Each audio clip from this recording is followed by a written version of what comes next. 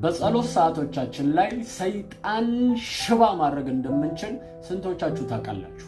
የምንጸልያቸው ጸሎቶች ወደ እግዚአብሔር እንደሚሄዱ ሁሉ ሰይጣንን ደግሞ አቅም እንዲያጣና ሽባ እንዲሆን የሚያደርጉት እንደሆነ ልታውቁና ልታስተውሉ ይገባችኋል። አንዳንድ ሰዎች ከጸለዩ በኋላ በመሸነፍ ስሜት ነው ከጸሎት የሚወጡት እና በጣም ይገርመኛል። እግዚአብሔርን አዋርታችሁ ከእግዚአብሔር ጋር ጊዜ አሳልፋችሁ እንደተሸነፈ ሰው ሆናችሁ ልትወጡ አያስፈልጋችሁ።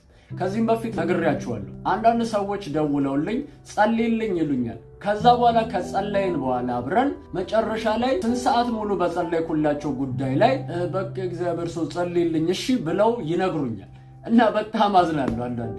ለምን ካላችሁኝ እየጸለይኩላቸው የነበረውን ነገር በእምነት እየተቀበሉ አልነበረም ማለት ነው። ኦልሬዲ ያ ሁሉ ከጸለይኩ በኋላ አሜን ብለው ሲጨርሱ በመሸነፍ ስሜት ነው የሚቀጥሉት። እንደዚህ የምትሆኑ ከሆነ ከእግዚአብሔር